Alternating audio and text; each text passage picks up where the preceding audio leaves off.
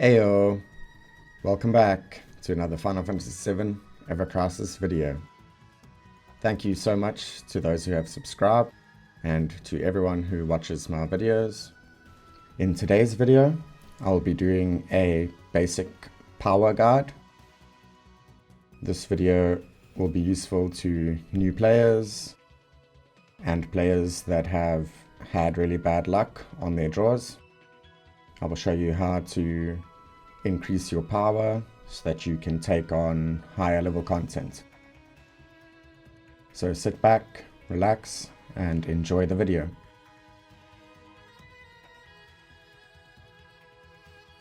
Vegeta, what does the scouter say about his power level?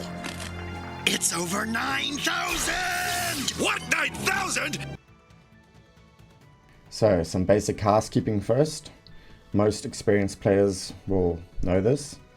If you're a new player, this will be helpful. Don't forget to do your premium quests once you've unlocked them. You get 3 every day, and you can get high level weapon uncapped materials that are quite rare.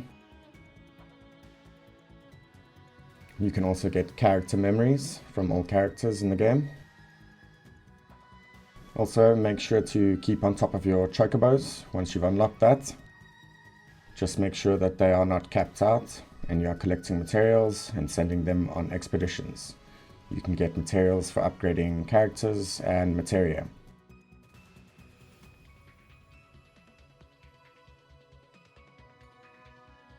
Then crisis dungeons are also pretty important for raising your power. If you manage to complete any of the crisis dungeons, you will get rewarded with materials that can help you level up your weapons to level 90, as well as a bunch of gil. That's always useful.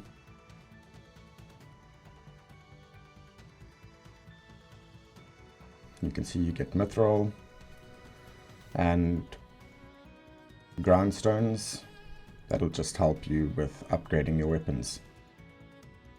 Don't forget that crisis dungeons do take keys to enter, and you get 3 keys every Sunday, so make sure you are not capped on keys.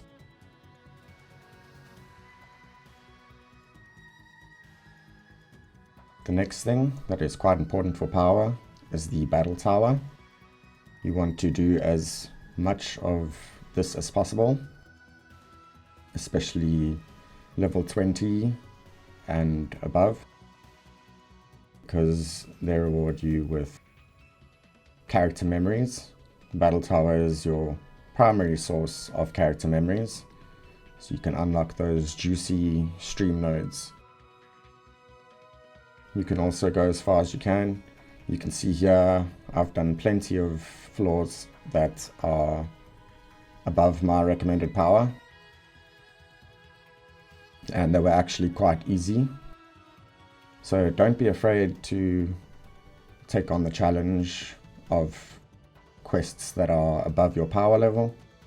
If you use semi-battle and play well, you can probably beat them. And if you lose, you don't lose much. You only lose 1 stamina, not all the stamina that you used to enter the fight. Next, I suggest upgrading as many weapons as you can to level 50.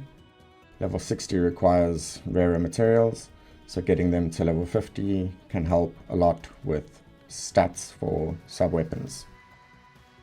Now, I touched on our abilities in my previous video, the team build video, but I did not emphasize how important they are, so I'm going to go into it a little bit more in this video. Our abilities are a great way to boost your overall power and your character's DPS. So you can see at level 5 with my Sephiroth, I get 100 extra magic attack and 30% boost. For ice potency, 25% extra, and the increases are quite large. all the way up to 120% more ice damage.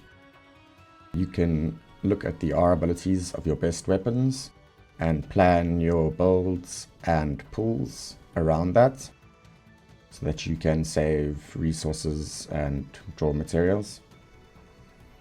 For example, my Sephiroth's best weapon is Edged Wings, a magical ice DPS weapon. You can go into the weapons and filter by R abilities. Boost magic attack and ice potency are the two R abilities for that weapon. So you want to check your other weapons for those R abilities. The number one prize would be a weapon that has both. In this case, boost magic attack and boost ice potency.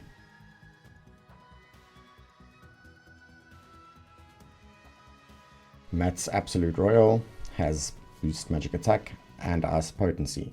So this would be the best sub-equip weapon for this Sephiroth. Let's use Cloud for another example.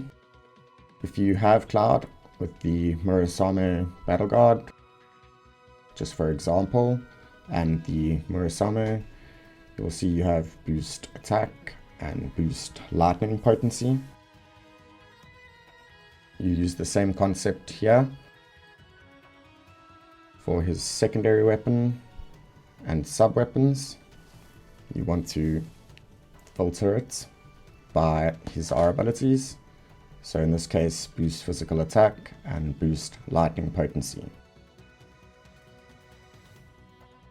Again, the first prize is always another weapon that has both R abilities, but if it only has one, you go for the best of those.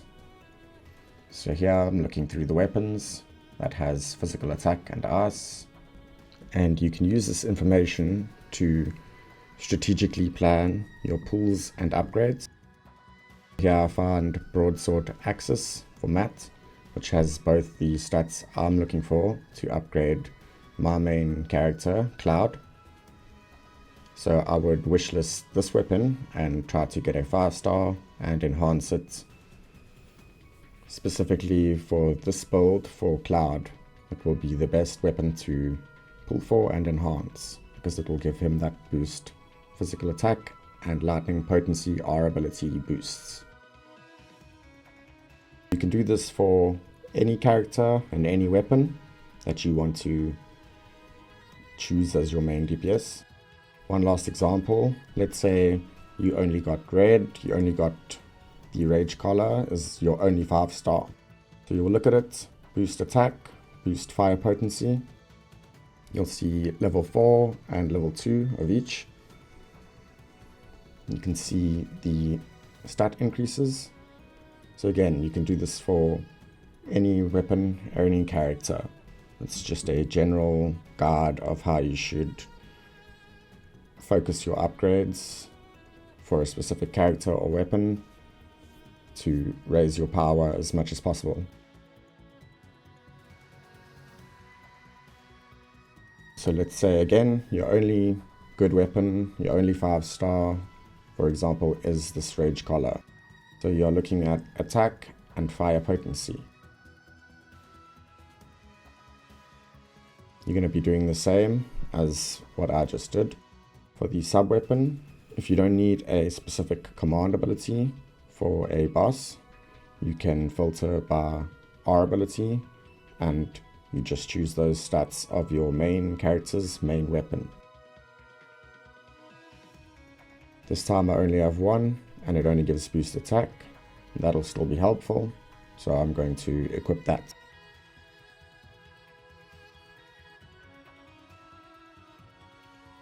Then you do the same thing for sub-weapons.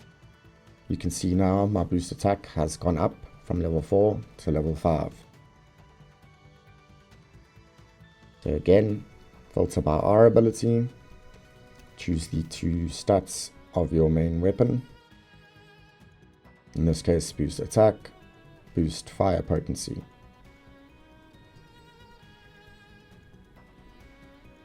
Then you look through the weapons and try to find as many weapons that have both of those R abilities. In this example, the Crimson Blade has attack and fire potency. And my levels have not increased because it's a level 1 4-star. So to maximize that build, I would wishlist the Crimson Blade and try to max it out. Zack's Crystal Sword Z also has boost attack and fire potency. So now my boost attack has gone from level 5 to level 6. Then I keep looking and I don't find any more with both. So from there you pick either attack or fire potency and choose the weapon that you have that has the best boost, or pick a weapon that you like and upgrade it with either both R abilities or one of them. So here 14 points for boost attack, 2 points for boost attack. And you can go through each one.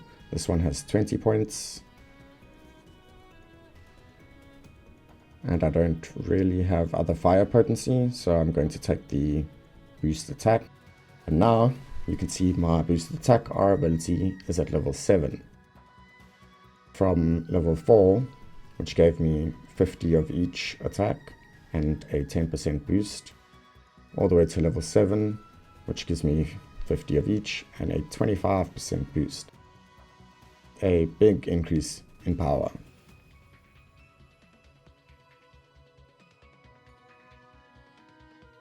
Now the fire potency I have not increased, but if I enhance this Crimson Blade, if I wishlist it and get a 5-star and enhance it all the way, both my physical attack and fire potency R abilities will increase. So uncapping this just a little bit won't be enough. You'll need to use a lot of materials